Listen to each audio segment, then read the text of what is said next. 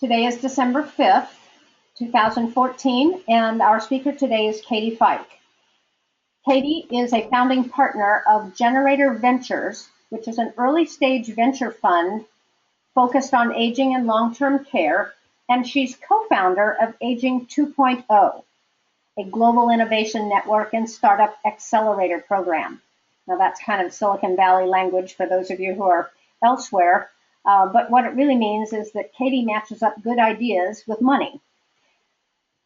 Her background is as a PhD gerontologist, a strategy consultant, a former investment banker, a systems engineer, and a blogger.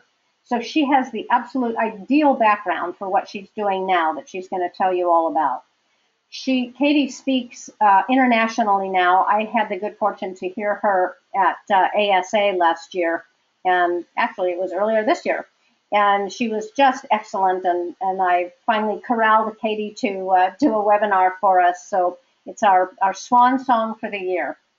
I am going to turn things over to Katy now, who has also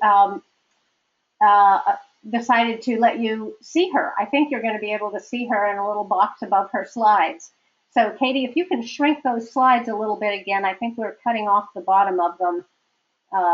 At the expense of seeing your lovely face. There we go. That looks good. Okay. All right, Katy, it's all yours. Wonderful. Well, thank you all for having me, and Sarah, thank you so much for organizing.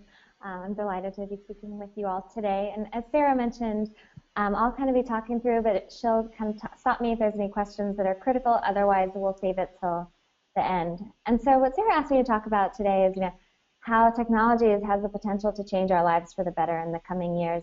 And so I wanted to tell you a little bit about my background, which Sarah touched on, a little bit about Aging 2.0, and then we'll go into what we're seeing kind of as a macro technology trend perspective, and then also how those can be applied to older adults.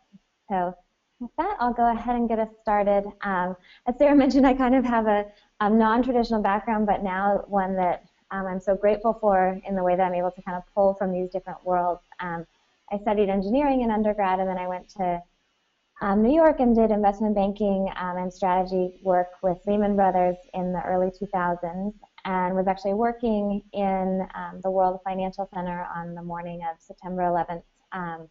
When the North Tower fell, it hit our building, which was just in front. And that makes, a young 20-something right out of college, and just everybody in the world, I think about what you really want to do with your life and what really matters to you. And I had always had a real affinity for older adults. I have older parents, older grandparents, but I had never previously thought about kind of working in the aging field as a career. I thought it was more something I did in my personal life. But shortly after September 11th, my mom sent me Bill Thomas's book, Learning from Hannah, Lessons for a Life Worth Living. It's one of his fiction books that actually talks about ideal elderhood and what he thinks it should look like. And it really struck a chord for me, and really took it from kind of my N of one of caring about my own parents and grandparents to realizing, that there was this huge group of people and a growing group of people who I've always had a care for, who I thought we could just do an even better job of taking care of and empowering in later life. My grandmother actually lived with us for a while, and in retrospect, I think I learned a lot after she was 90 and broke her hip and moved in with us. We remodeled a house. We, I would spend my weekends building ramps and widening doorways. And I had another set of grandparents with Parkinson's and one with stroke, but I'd actually lost all of them by the time I was about 12. And so I kind of had this accelerated exposure to aging and caregiving personally as well, that a lot of my peers haven't done yet with their own grandparents. And so that took me ultimately to University of Southern California, where I decided to study gerontology. So I went in and told my boss at Lehman that I was quitting to go back to graduate school, and he said, well, what business school are you going to? And I was like, I'm actually going to go study gerontology. And he's like, what? But I'm so glad that I did, and it gave me kind of the baseline for what I do today. So loved that program. But I kind of sat in class as this, former engineer and investment banker thinking, every problem I would learn about, I would think of, well, what if we brought this technology in, or what if we brought this business model in from this industry? And that's what I still get to do a lot of today. I also did some work at Georgia Tech in their Center for Research on Aging and Technology, and also taught gerontology at Georgia State for a couple semesters to some undergrads, which was really fun. I also worked in innovation consulting for a company called Revolution that has since been acquired and is now called Profit. And they do very consumer-centered innovation work. So they work with companies like Colgate and General Mills and Chick-fil-A and help these brands come up with new products. And what I was very struck by during all of that work was two things. One, every project I did, our target market was 18 to 49, which I found ridiculous, especially for things like toothpaste and dish soap. And then secondly was the process. We spent a ton of time in people's homes, shadowing them around their homes, around shopping experiences, and I was really struck by that, we do all this work to figure out like what to write on a toothpaste box, and we don't do any of that when we design products and services for older adults. And I think too much we do designing for older adults instead of designing with older adults. And so that's really a core ethos of the work that we do now is how can we involve older adults and the people who work with them every day in this innovation process, because I really truly believe that folks like you and the older adults themselves know better than anybody what these needs are. And I work hard to try to pair those needs and insights with kind of the entrepreneurs who often are very well-intentioned, could kind of build anything, but don't always have kind of the nuanced understanding experts like yourself do. So my co-founders, Stephen Johnston and I, started Aging 2.0 about 2.5 years ago, really around this question of why aren't we seeing more innovation in aging? We're seeing other industries be considerably changed by new business models and new technologies, and we felt like we weren't seeing it penetrate this space. And so we started hosting events. I'll tell you more about those, but it has since kind of grown and snowballed, and now I'll talk to you about the different programs that we run through Aging 2.0. One of which we launched in May of this year, which is our new venture arm, which allows us to help startups in a number of ways, but now we can also add capital to that equation and invest in the companies that we think are really exciting to help them grow.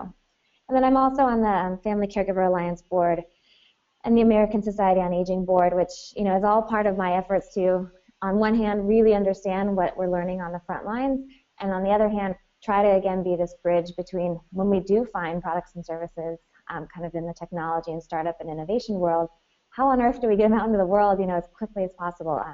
I have a tremendous sense of urgency around what we do and around helping these products get to market. So that is to say that I pretty much spend all of my time thinking about this intersection of aging and technology. I think that's so fascinating, Katy, and I've gotten one question that is actually one that I have as well, and I'm hoping that you'll share with us some of the trends that you're seeing. Sure, and so I actually, in the latter part of this deck, I'll talk about kind of macro trends in technology, and then specifically where I see those being applied to aging. So there's some macro trends, things like mobile and how we all have our cell phones with us everywhere, things like smart homes and sensors, things like robotics. There's kind of those macro trends happening, and then there's ways that those technologies can be really thoughtfully applied in our space. So I'll show you guys lots of examples of those. But I think you all know this very well, and I think when I look at the world ahead, I think we know we need to come up with new solutions. And so at a very high level, we all know the demographics. We know increased longevity, higher acuity, more people with cognitive impairment, more people wanting and needing to stay in the community, spread out families in ways like we didn't used to be. And then you counter that with shortages across kind of that whole professional and paraprofessional and family set of caregivers. And then we see all these changing economics, with the Accountable Care Act, nonprofit funding crunches, changes in reimbursement. And when I take a step back and look at all of these trends in aggregate, what that says to me is that we need to figure out how to do more with less. How can we serve more increasingly frail, increasingly spread out people with less money and less hands-on care? And I truly believe that the hands-on care is such a critical component, but how can we complement that and extend that and leverage that to get the most out of it? And so I certainly don't think technology is the end-all be-all. I don't think technology is going to be replacing, the importance of human connection. Where I think about using technology is I want to use tech to do the things that humans don't want to really be doing in the first place, to allocate these scarce human resources to the highest value tasks. So, if I have a caregiver who's going into someone's house for an hour, I want them to be doing the things that are the most emotionally gratifying for the client, for the care recipient, and for the caregiver to make that a really meaningful time. Not, doing things that are giving them physical injuries, or doing things that are tedious, or doing things like, paperwork. So that's, I think, always important to recognize, is that technology is just a tool, and we can be very thoughtful about where we use it and where we don't, and how it can help leverage the good. So with that, I'll tell you just a little bit about Aging 2.0, and then we'll get into the trends. So Aging 2.0 is a global innovation network, and our mission is to connect, educate, and support innovators working in aging and long-term care. And we're very specific about the use of the word innovators. It's not just entrepreneurs, it's not just people outside of aging. It's anyone who wants to think creatively and innovatively around new solutions, new approaches in this space. So it's very important to us that it's kind of people who've worked in aging for a very long time, as well as fresh people who are being brought in. And we really run these three main programs: the Global Network, which I'll talk to you about, an accelerator program, how we work with the startups, and then the Venture Fund. And so on the Global Network piece, in just over 2 years, we've now hosted 85 events across 22 cities, across 9 countries, in cities all around the world, and we now have chapters starting all around the world. So we've heard from 50 ambassadors from countries all over who want to bring together these communities. So much like you all have communities and chapters, we're seeing these interdisciplinary chapters of entrepreneurs, designers, technologists, investors, people who work in aging today, all coming together to talk about new innovations. And so it's gotten kind of wild. Of course, we were at all of the first probably 50 events that happened, and then we became the bottleneck. And so we've now started this ambassador program, and it is still wild to me when I wake up in the morning and find out there was an event in Sao Paulo or an event in Taiwan. And so I think this is a very global movement, which I think is very exciting. And we believe there's a lot that we can learn from other cultures, especially ones who maybe are a little further ahead in terms of having like a single payer system or different cultural norms. We can learn a lot from them. So really we see our role as bridging this gap. Coming from working in technology and business before and then going deep into the aging world, I was very struck by the fact that my tech and business friends went to one set of conferences. My gerontology friends went to a completely different set of conferences. And I kind of felt like, step one is let's get these people in the same room. I really believe that big challenges and opportunities in our world very much require, these interdisciplinary teams. And then what we also add in is the need for intergenerational teams. And so involving, again, older adults in the process, I think, is just so incredibly critical and really unique to our space. Where in our space, we're going to have people designing solutions who are not necessarily the end user. And so the more we can have those groups working together early and often throughout the innovation process, the better we're going to come out with a product that really meets the needs. And so over the last 2 years, we've met over 1,000 startups who are, and that's a very conservative number. I should probably update and double this slide. Startups from all around the world. And I think I find this very comforting, and I have tremendous optimism about the quality and quantity of entrepreneurs and fantastic people who are coming into this space. And 10 years ago, when I left investment banking to go study gerontology, people looked at me like I was crazy.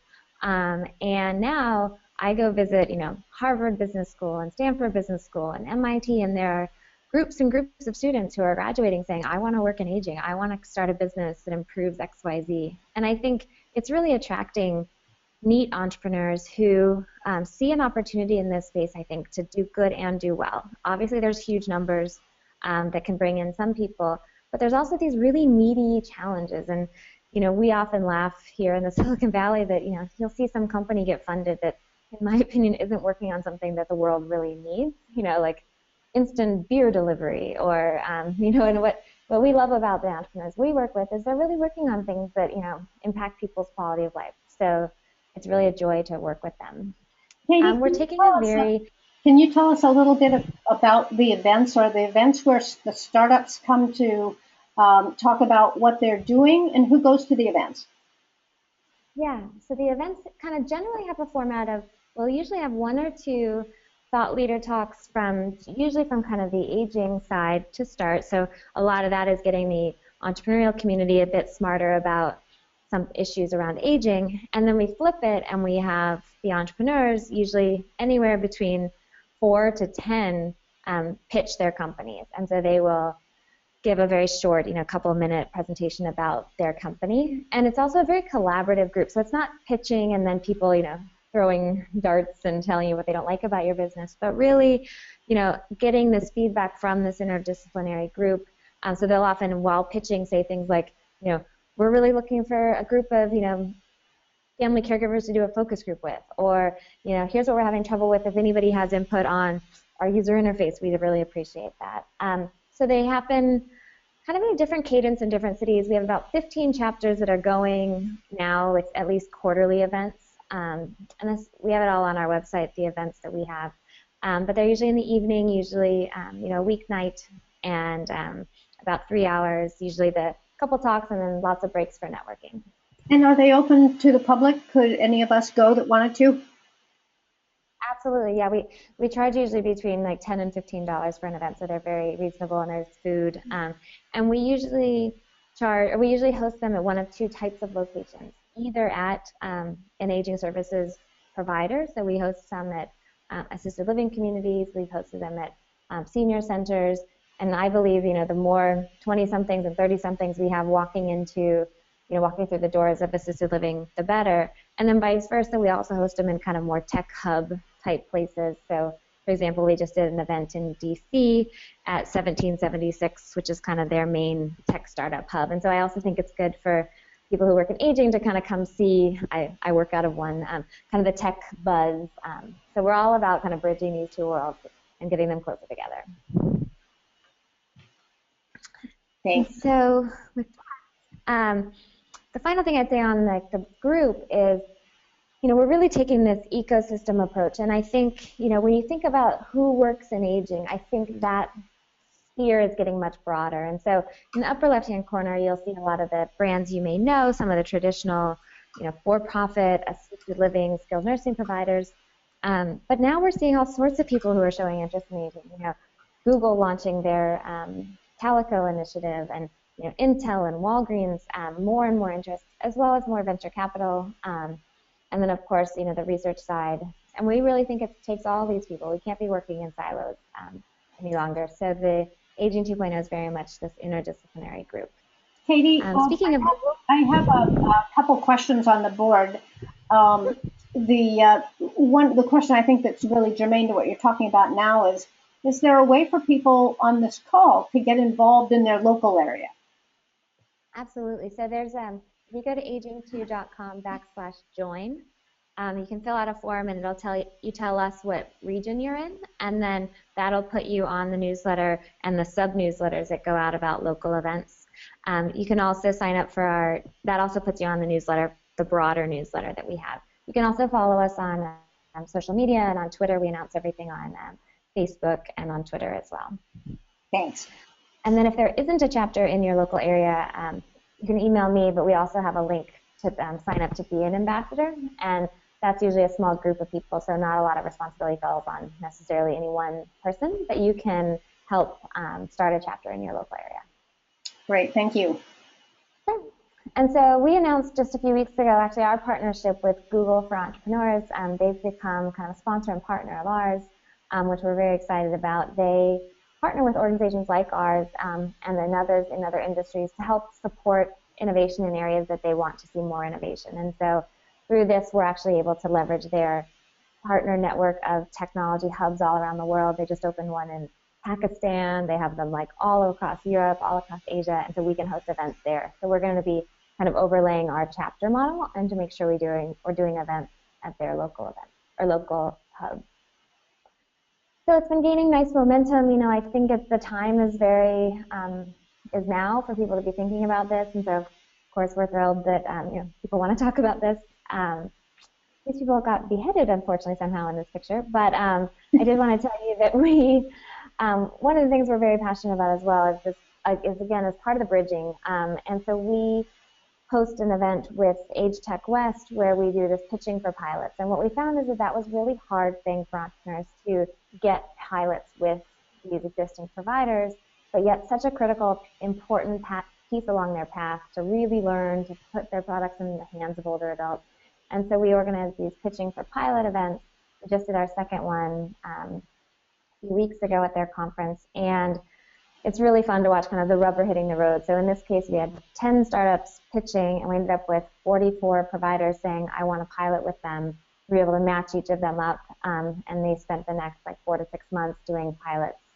I'd also announced that we recently joined forces with Age Tech West, and effectively Age Tech West is joining and kind of coming into Aging 2.0. So we're going to start running this conference starting next November, and Scott Pfeiffer, the executive director, is joining Aging 2.0, and we're going to be having lots of announcements related to that. We also run a design challenge with Stanford. Again, another unique challenge around aging is that a lot of really smart, talented entrepreneurs are not bumping into these issues as part of their daily life yet, whether it's because of their own age or the age of their parents, or they're just not thinking about these things day in and day out. And so we see part of the need and part of our role to be to shine the light on areas where we think we want more people to be designing and innovating and being creative. So we did a design challenge last year. The focus was on cognitive impairment. We ended up with 52 entries from 15 countries. And what's really amazing is it didn't take a ton of money to do that. We put out a $10,000 prize. We got some sponsors. And to bring all this talent together for $10,000 was pretty neat. And this is a student designer out of San Francisco who won, and she designed this very thoughtful, very human-centered dining set for people with cognitive impairment with all these very thoughtful features, like the spoon perfectly mimics the curvature of the bowl so that food doesn't get stuck, so someone doesn't get frustrated or obsessed about the food that they can't reach. Very intentional about colors. There's no food that's actually blue other than blueberries, and so there's not confusion there. And one of the things I also love, the bottom of the bowl and the bottom of the cups are slanted so that the food moves closer to the person, and also to make it easier for the straw to get the liquid, because so many of us would just naturally tip it and move the liquid to where you need it, but someone with cognitive impairment isn't as able to do so. So she's now commercializing this product. It was really amazing. I was in the room with the judges, and we had people from Home Instead and Brookdale and Direct Supply, which is a huge manufacturer there. And we heard from the VP of Clinical Dementia Care of Brookdale. She stood up and said, I see 100 people with cognitive impairment 3 meals a day, and I want this tomorrow. And then Direct Supply stood up and said, we're the largest manufacturer in post-acute products. We want to help you manufacture and bring this to market. And so what I get really excited about is how can we do that over and over again? How can we shine the light on an area of need, get really smart, talented people thinking about it, find the great products, connect them with the market, and get these products out to the world. Our current challenge that we're working on is all around enabling personal mobility. They're due actually tomorrow, so we'll start to see how many are coming in. And we'll do this again every year, so finding a big opportunity and getting people thinking about it. We run a big conference. Our first one was last year in May. We'll do another one, or this year in May. We'll do another one in 2015. And this one is really relatively small, focused, invitation only on bringing together entrepreneurs, investors, and kind of CEOs from the long-term care side. When we take over the Age Tech West conference, that'll be a much broader conference and more of an expo. It'll be open to a broader group of people next November. And so we meet all these startups, we find all these people who are doing talented things, and for the first year, we really just listened. We said, what are their challenges? How could we help? What's kind of preventing this innovation from getting out into the world? And what we found is the startups had very common challenges as they tried to launch their companies, and they fell around 4 buckets. The first was around consumer insights. So, what are the right problems to be solving? How can I find seniors to be focus groups with? How can I find geriatric care managers to talk to really understand the needs? And they didn't have a bridge into the kind of this existing world. The second was around design and marketing. So even if they understood the problem really well, that we know there's tons of pitfalls around design, around marketing. How do you talk about these products? They needed help with that understanding. The third and the biggest challenge is definitely distribution. So even if you understand the problem really well, even if you've nailed the design and the marketing, how do you get these products out into the world? How do you, have families know about them when they need them? And then the fourth challenge was around funding. Most investors were not interested in investing yet in kind of aging and long-term care. So we thought, well, maybe we can design something that helps with those. So we launched our Academy program, which is where we pick the startups that we're most excited about, bring them into a year-long program where we really systematically try to help overcome some of those barriers, whether it's easy access to focus group or bringing in mentors to help with design and marketing, or our relationships with some of the bigger corporate partners to get them distribution, and also our network of investors. How can we help them get out into the world faster? So we just launched this class a couple weeks ago. 20 companies. You can read more about them on our website. They're working on a broad range of things, some of which I'll talk about when I talk about individual companies. But I think it's really exciting. They're working on meaty things like falls and helping caregivers and aging in place and end of life and dementia care and clothing and independence. So it's really a joy to get to work with all of them. We ran a similar program in the fall and spring of last year. These were the 11 companies that were in the first program, and we still work very closely with many of them. And then we also recently announced our Leader Circle program, which is really the fun we get to do of let's bridge these tiny little new guys with some of the really big brands in this space. So people like Brookdale and Genesis, who have these huge distribution networks. They also have huge insight about what's needed, and so we get to help facilitate pilots, help facilitate mentorship, and help facilitate commercial deals for distribution. And then finally is our venture fund. We launched this in May in conjunction with Formation Capital, which is a large kind of real estate private equity firm who has traditionally invested primarily in real estate and some healthcare services. And their chairman is a very forward-looking and fantastic man who kind of has a vision and got excited about what we were doing and saw this role of technology to help go beyond the walls or meet people earlier in their needs. And so we launched the venture fund. We've now made our first 8 investments, and we're thrilled about being able to support them in this way as well. And with that, Sarah, I can switch into the trends unless there's any other questions. There aren't now. We had that trend question right up front, so I know that person and the rest of us are probably itching to hear about this. Okay, so great. Go ahead, Katy. So, I mentioned some of these up front, but, there's, I think, some very macro trends are changing kind of our day-to-day lives around technology, and so I think mobile is a very visible one. I mean, we're all walking around with these supercomputers in our pockets. My mom actually worked at IBM in the 1950s, and she talks about carrying these briefcases of data from the data room and entire rooms of computers. And now we truly have supercomputers in our pockets that are making us more connected to all these critical things, whether it's your work and productivity, whether it's your family, whether it's your healthcare provider. And I think mobile can really help older adults in terms of staying connected. I think we're seeing a lot of older adults who might not even have a home computer or a laptop, but that there's so much now you can do on your phone in terms of services and information.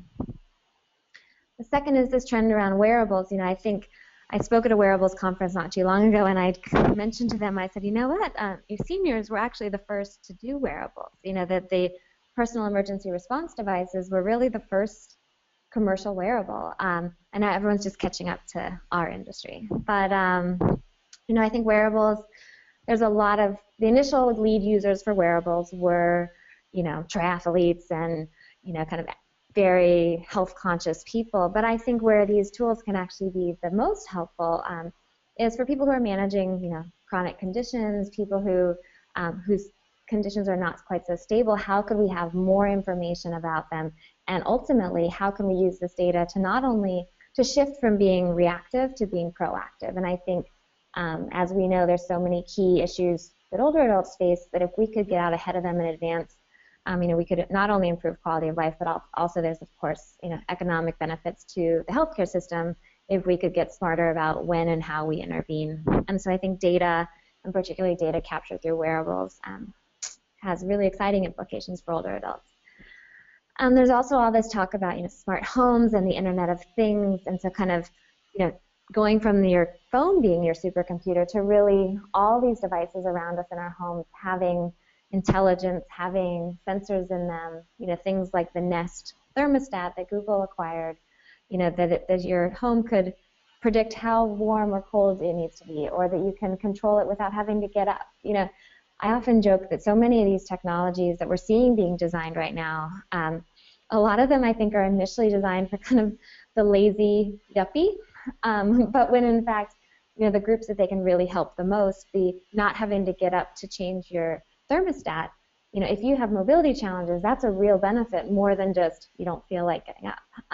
So I think smart homes is a huge thing for older adults. A couple of the companies we work with are doing work around sensors in the home. And again, it's about how can we wrap intelligence and data around someone to get a better picture of how they're doing, to intervene earlier if something seems to be declining, and to really have them feel comfortable even if they're living alone. And then obviously the new social and communication tools, helping people have more rich connections despite distance. We know that loneliness and social isolation is a huge challenge for older adults. How can we use technology to be there when we can't physically be there? And then robotics, I think, is really interesting. We're seeing whether it's Siri, which is kind of really simple, a different type of interaction, to things like the Roomba, who actually becomes something that can clean your house for you, to something all the way like these exoskeleton robots that can actually help people maintain their mobility and extend their physical capabilities. I think we're going to see more and more robotics coming in, and robotics that may not seem like traditional robotics, but really these little intelligent devices that can help with specific tasks. And I love this one. This is, some of you may have heard of Oculus. It's a virtual reality company that was acquired by Facebook about a year ago for, a cool $2 billion. And again, I think it's an example of a technology that right now people are thinking about it primarily for video gaming, and but I see tremendous potential to think about how can we make people's worlds come alive. We know that people's worlds start to shrink as they get older. How can we take someone through virtual reality to a place that they maybe are not physically able to go to or never physically got a chance to go to, but take them on these virtual trips? And this is actually the grandmother, the 92, I believe, year-old grandmother of one of the co-founders of Oculus. And this was them showing it to her for the first time. They took her on a walk along the cliffs in Ireland. She was oohing and aahing. But my favorite thing was she took off the video or the headset and she said, "Now that I've seen that, I want to live to 110." And I think it's really powerful to think about how technology could really be used to enhance people's daily life. And so there's a YouTube video of her. If you just Google Oculus Grandma, I'm sure you could find her. And there's also, this is kind of less sexy, but I think very critical, is this migration to electronic records, and again, the importance of data to help us make better decisions. And I'll often joke with my friends who work in other industries, I'll say, you'd be shocked how many manila folders and how much paper there still is, in aging services, and particularly in the parts of aging services that haven't had to do traditional reporting. So there's actually more data capture in a skilled nursing setting because they've been doing reporting to Medicare and Medicaid, whereas places like non-medical home care and assisted living are a little further behind often on digitization because they haven't had to do really much reporting externally. But we're seeing more and more of this, which really is part of this broader trend of increasing efficiency and also getting much smarter about data. And I think we're moving into a very data-driven world. And data can also help us with mass personalization. How can we get smarter at the end of one level if we know lots of information about lots of people who've gone through similar situations? And so maybe it's the engineer in me, but I still really think that this potential for big data and predictive analytics and getting smarter and being less reactive could really have huge implications. And so with that, I want to tell you about some specific technologies that are being applied within the aging space, because I think this is where it's always good to be concrete. So I broke it into 4 different categories. just so we can kind of keep track of it. But I think, there's some operational things that are happening within organizations. And again, I think this is an important place to start because very often it can take away some of the tedious aspects of day-to-day and really let the people who came into this field because they wanted to work with older adults do that as a larger percentage of their job. And then we'll talk about some neat technologies that are helping with activities of daily living. Then we'll move on to the instrumental activities of daily living. And we'll finish on some of these kind of higher order, kind of social and empowerment technologies.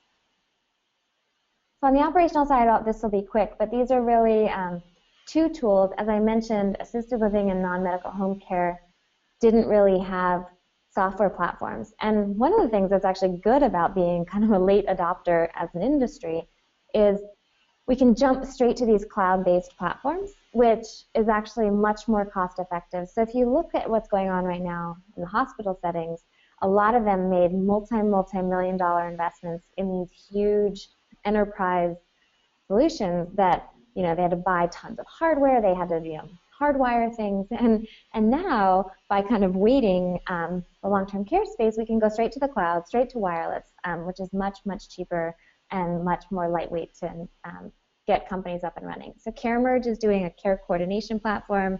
They're part of our current and latest Academy program, and they help run assisted living communities. They also help with keeping families more connected to what's going on in the assisted living. I think there's another huge trend happening around transparency and people wanting and demanding, frankly, real-time information. And one of the things I'll often say is that it's shocking that in a lot of settings, you can get more information about your dog in doggy daycare than you can about a loved one in a long-term care setting. And I think that's just not going to cut it for the customers that are coming through. And so CareMerge can give real-time information about what happened during, when someone went in and visited my mom this morning, what did they do, who was it, how long were they in there, which I think is good from an accountability and transparency standpoint. ClearCare is a similar platform that's in the non-medical home care side. And again, thinking about how can you capture data at that point of care and make sure we're getting smarter, faster about everyone we're taking care of. Now on to the activities of daily living. I think these ones are some of the most fun in my opinion. So eating, obviously, one of the key activities of daily living. Some of you may have seen or heard about this company. This is Lift Labs. It came out of a gentleman's PhD work out of, I believe he was at University of Michigan. And he's designed a tool that helps counteract the effects of Parkinson's and essential tremor. So essentially, if your hand is shaking, it counter shakes to hold the spoon stable. Again, very powerful videos on YouTube if you wanted to watch them. And it is, sorry, I'm going to plug in. And it's fantastic. It's really, what's amazing is they just got acquired, believe it or not, by Google. You might think, why on earth is Google buying spoon companies? But they're starting to do more and more around neurodegenerative diseases. And this is an exciting trend for us to see people like Google becoming acquirers of companies like Lift Labs. The other one I mentioned before, this Eat Well, again, thinking how it doesn't have to be super high tech. This is actually just thoughtful design. So we don't limit what we do to just high tech. It can also be, more about thoughtful design and innovations in design. Again, moving on the design piece, in bathing, one of the companies that was in our last program is called Savvy, and they are designing products for everyday living. This round circle is actually their grab bar. They've won a number of design awards for it. And I think really it's this shift to what I often say is that traditionally I think a lot of products we've offered to older adults, I call them big, beige, and boring. They're clinical, they're sterile, they were designed for often the institutional setting, and they don't make people feel good, they don't feel like you, they don't feel like expression of you, and so I think we're seeing style and function being brought into products and services for older adults. So this is the Savvy products in the bath, but also there's a startup here in the Bay Area, Bath Boxer, who's designed things to help with more discreet bathing. Because as we know, especially for family members, if you have to start bathing a loved one, it's kind of difficult for everybody involved. And so these allow you to give someone a good bath and get nice and clean but still while kind of covering up and being discreet while doing so. This company just joined our current academy class. It's called Narrative Apparel.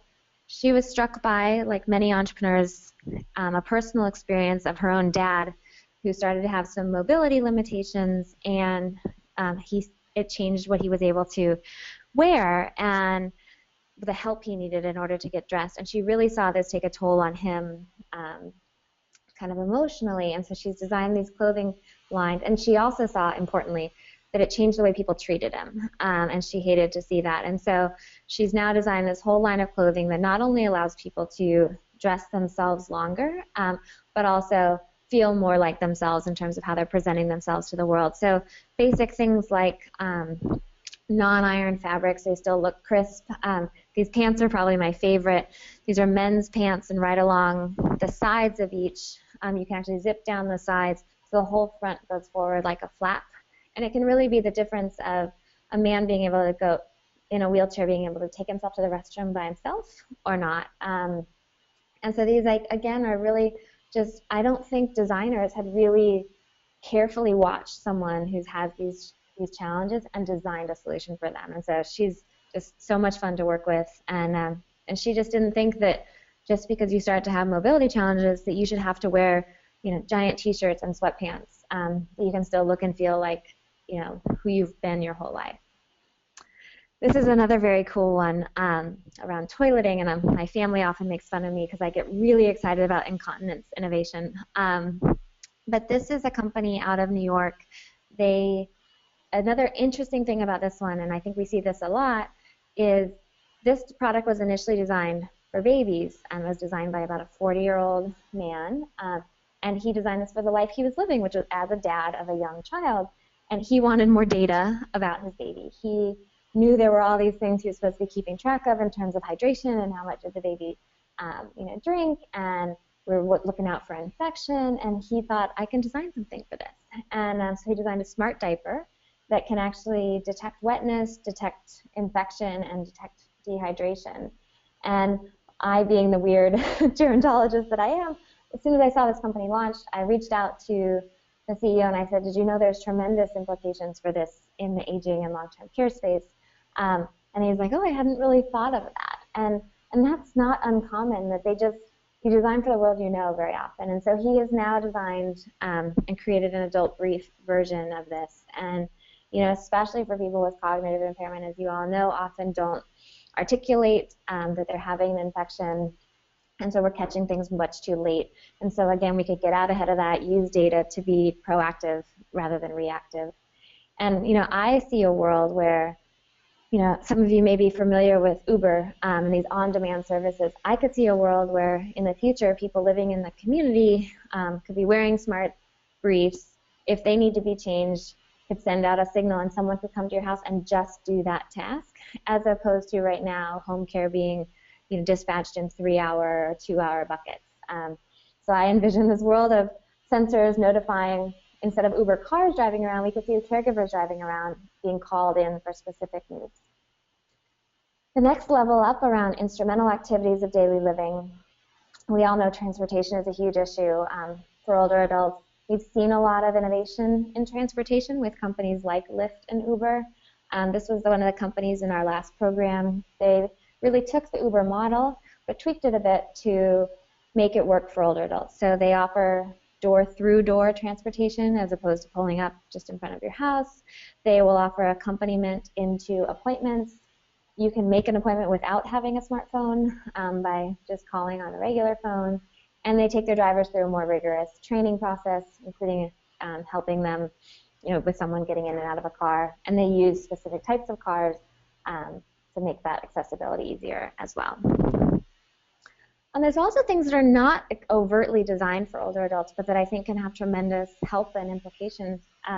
This is Instacart. It's a online grocery delivery program. They've recently partnered with Whole Foods nationwide. And what's amazing about it is just the other day I grocery shopped from my couch, picking what I wanted. It keeps my list. And it got delivered to my house in 1 hour for $3.99. And I think that is incredibly disruptive. As I think about my own parents who live in Southern California and I'm in Northern California, when the time comes that they need some help with grocery shopping, do you think I'm going to use Instacart and have it drop shipped to their house for $3.99? Or am I going to hire a non-medical home care worker who I have to have for a minimum of 3 hours? And so I think these tools are going to help families get services in kind of more discrete ways and in more cost-effective ways. And I love the non-medical home care business. I think they do incredible work, but I think increasingly being a concierge for these types of services and being able to curate these types of services for a family is going to become increasingly important. Again, kind of on that same lines of meals and food, we know that cooking for one or two can be really challenging and very cost inefficient, and oftentimes we'll see older adults shift to kind of a more basic diet, partially because it's just a lot of effort to cook maybe the way they used to. And so there's things like Blue Apron that actually deliver you just what you need, a couple servings worth. So, you know, if you need one sprig of rosemary and you're on a fixed budget, buying a whole sprig of rosemary and cooking for one is kind of silly, and so they give you just the portions that you need, which I think, again, it's a mainstream product that has nice implications for the older adult market. Also around housekeeping, I use this service. It's to order and request essentially on-demand housekeeping. But more and more services, they also do handymen and electrical and plumbing, are becoming easier to order from your home, transparency into the service levels. You start to think about, well, these are kind of similar to like the Village model, right? Some of these services are now being offered also through these providers like Handy. And so I think, again, finding these best service providers and making your customers and your families aware of them, I think can help save them money, help get them really high level of service, and help them stay more independent longer. And then finally, I want to make sure I leave some time for questions. So this is on kind of that social and connectivity standpoint. Breezy is a company that's in our current program from the UK. They have designed a tablet and a software that is very easy and actually can be controlled remotely by the family members to help, you know, with tech support remotely if you're not there. And, you know, again, I think the internet can really open up a whole other world, not only of social connectedness, but also these types of services like we discussed in the previous section. And this is also a cool one, which is sometimes hard to explain because it's kind of so out there and new, but I've been on the advisory board for this company for the last year. They're out of the MIT Personal Robotics Lab. Cynthia Brazil, who is really the mother of the social robotics field, this is the first product she's commercializing, and it's this social robot. And I've been helping them think about the implications for elder care. If you Google Jibo, you will be taken to their website, and they have a fantastic video that really shows this. I could see Jibo being kind of the centerpiece of an aging, a beyond-the-walls strategy for existing long-term care providers, and really this key kind of companion and plug into the world in new and exciting ways. This will be available the holiday season next year.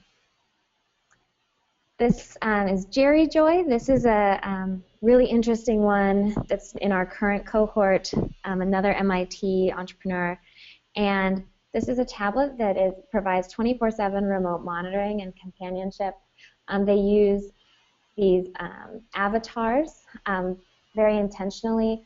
So behind the scenes, there are actually real people and essentially kind of like a call center that can be anywhere in the world, and they can be monitoring. The ratios can get up to more than 12-to-1 care recipient to the caregiver, and they can hear and see what's going on at the house. They have profiles on each person so they know what that person wants to talk about. They can show pictures that are important to that person. They primarily have been doing it with dementia care, but they're expanding it into broader, and it costs about $250 a month for this 24/7 live human, just a voice away, which, you know, if you start thinking about changing care ratios, changing the economics of care, I think solutions like these are really quite interesting. SingFit is another one that's in our program. They know that music therapy is really valuable. There's not enough music therapists in the world and in our country. They've really created a software that is almost like a music therapist in a box, really taking this activity up a notch, and they really believe music is medicine, both from the exercise benefits of really moving your lungs, and also kind of the social and cognitive benefits that come with music therapy. This is Watchitoo. This is in Israel, a platform that actually allows these virtual social events. So they have virtual coffee hours with a lot of homebound seniors and bringing people together. I think this is something we could do more of in this country. And then I told you guys about virtual reality and virtual outings, which I think has exciting potential for older adults, especially ones whose mobility has declined. And so with that, I know we breezed through a ton. I did want to stop with at least a couple minutes of questions. Thank you, Katie. This is fascinating. A couple of things. Are there ways for people who believe they have services or something that would be helpful to the aging community to take advantage of your network? What can they do to get in touch with you? Yeah, so they have services that might be benefit to like the entrepreneurs in our network? Possibly, or just the one question is really about sharing a service for elders writing their life story on your network. Yeah, so I think the easiest is probably anybody's welcome to email me, and then I can plug you in as needed. If it's like a startup and entrepreneurial idea, we have programs for that.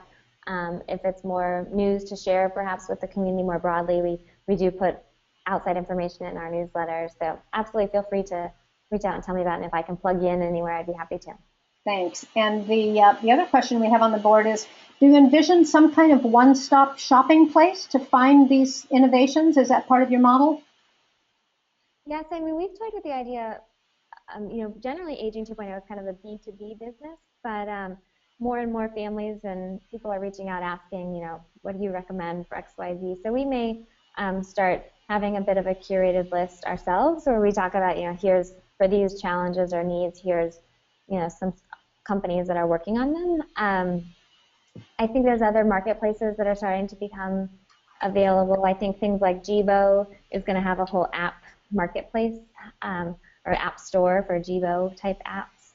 But I do think, family awareness and curating this list, there will continue to be more and more innovations. And so I think a lot of existing long-term care providers, existing aging services providers can play that role of curator and connector to kind of the best of breed products and services like they've always done. There's just kind of this whole new category of kind of tech-enabled ones now.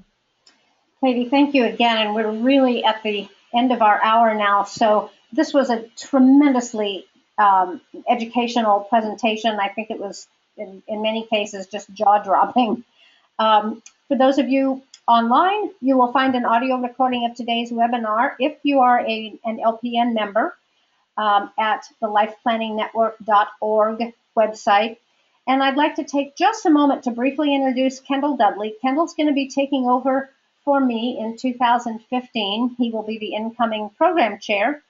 And I think that Kendall may have had to actually leave at this point because he had to jump in the car and take off for an appointment. Kendall, are you still there? Okay. I probably actually have him muted. But we are getting... Kendall, are you there? Okay. I am, Sarah. It's wonderful to experience you, and I look forward to trying to fill your shoes and being as adept as you. Thanks, Kendall. And Kendall will be back with you in January. January 13th is our next webinar, and we are going to be talking to Paula Pilecki. She's going to talk to us about the challenges of aging in the LGBT community and how they are facing those challenges and some of the issues that they encounter. And I think that'll be fascinating as well. So again, mark your calendar for January 13th. Thank you all for attending today's program, and enjoy your holidays, and we'll look forward to seeing you next year. And thank you, Katie. Great. Of course. Thanks for having me. Bye, everybody. Bye.